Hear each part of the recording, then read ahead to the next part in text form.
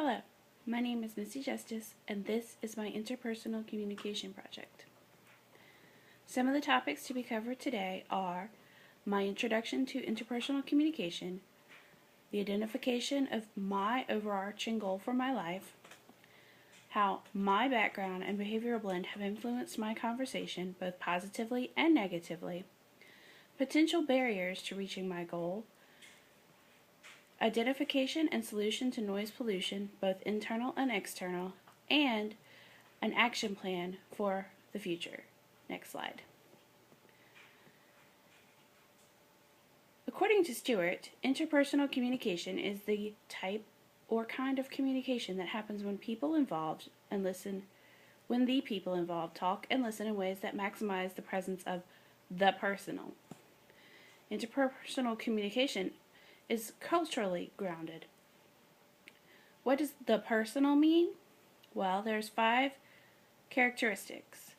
Uniqueness, which means we are not interchangeable. Each of us is very different and unique from all others. There is measurability, which humans are not measurable. Certain things of our lives are measurable, such as our age, our blood pressure, our height, but our personalities are not measurable. There is our responsiveness. This means we don't react to things, we respond. And sometimes those responses are unpredictable. There is our reflectiveness, which means that we are aware of our awareness of the world around us. And there is our addressability. That is our ability to talk with each other. Not to each other, with each other. Next slide. According to my new Uniquely You report, I think people expect me to be more sensitive and submissive. I like blending in with the crowd.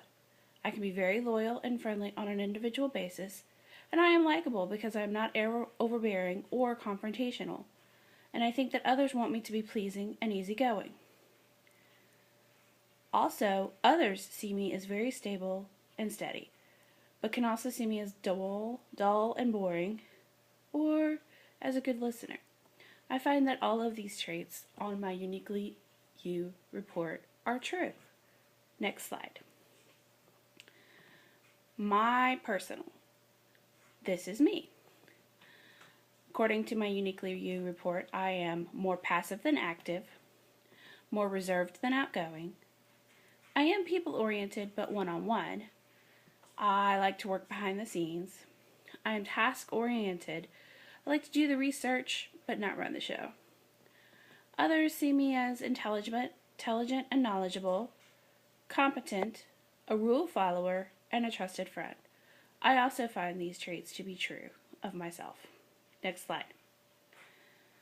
My vision and passion, according to my Uniquely You report, are to help others, working long and hard without much recognition. I like to serve with wisdom and knowledge, being loyal and supporting others, seeing people as individuals needing my help, but also that people tend to take advantage of me. I also find these traits to be very true. Next slide. So, the overarching goal of my life is to become better at communication in order to help others. Next slide. Some of my background makes these things easier. Some of the positive aspects of my background to help me reach my overarching goal are that I don't judge others when I first meet them. I like to get to know people. Then I develop a report on their personality. I have a great love for Christ. I am a survivor. I don't blame others. I just overcome and go on. I have this overwhelming love for all children. I don't care if they're ones I have met once, for 5 seconds, or a child on the news. My heart goes out to them. I also have a great support system. I have a wonderful husband and children and a church family that loves me and supports me no matter what I do. Some of the negatives that have arisen from my background is that I don't have a lot of patience. I overcame things. Why can't others? Is my mentality sometimes. I do have a lot of social phobias. Speaking in front of children is fine. Speaking in front of adults, I don't think so. I also sometimes can lack the ability to put myself in other people's shoes.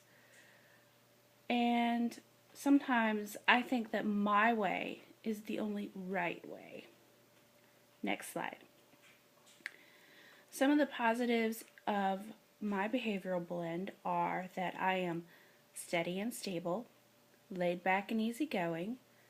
I want to follow the rules. I don't jump into things.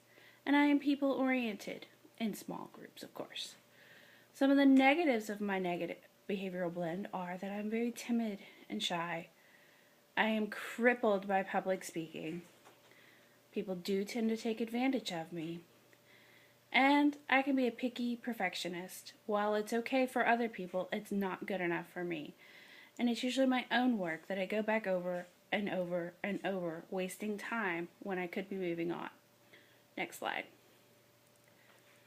Some of the potential barriers to my overarching goal are my shyness. I don't like to talk in front of other people. But a solution for that is to remind myself that God has a purpose for me, and God would not put me here if I were not to achieve these things. Another problem that I have is that I want to solve everyone's problems, no matter how small they are. Sometimes I have to remember that putting my teeth in my tongue is a sign of a great listener, and I shouldn't try to solve everyone's problems. They'll never learn to solve problems for themselves if I'm always jumping in.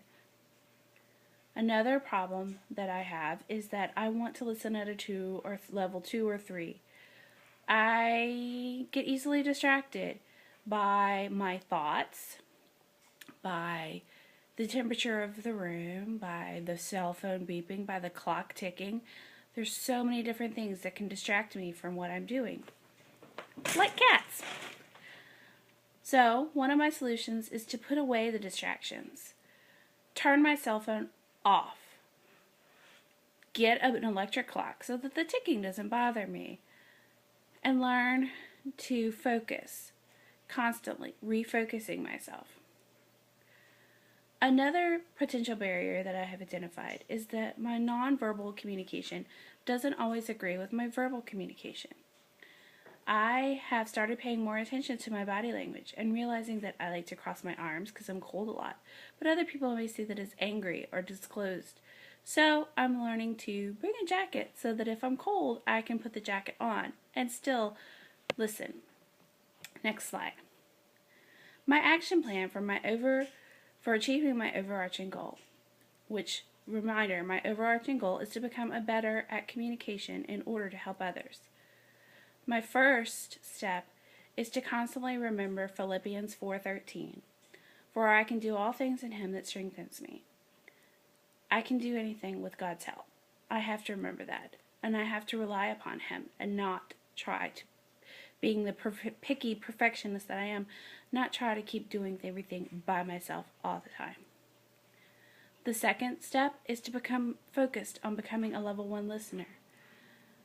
Keep reminding myself of my nonverbal communication, turning off the distractions, and just focusing on what people are saying. Number 3 is to do more community service so that I depend upon technology less. I have found this to be extremely true. When I am doing something for others, I don't worry about text messages and emails. So I'm going to do more community service. Number 4 is to not solve other people's problem for them. Rather, to be a listener so that they can solve their own problems. Even if that means I have to keep my teeth in my tongue. Next slide. These are the references for my paper. I found a lot of interesting articles out there.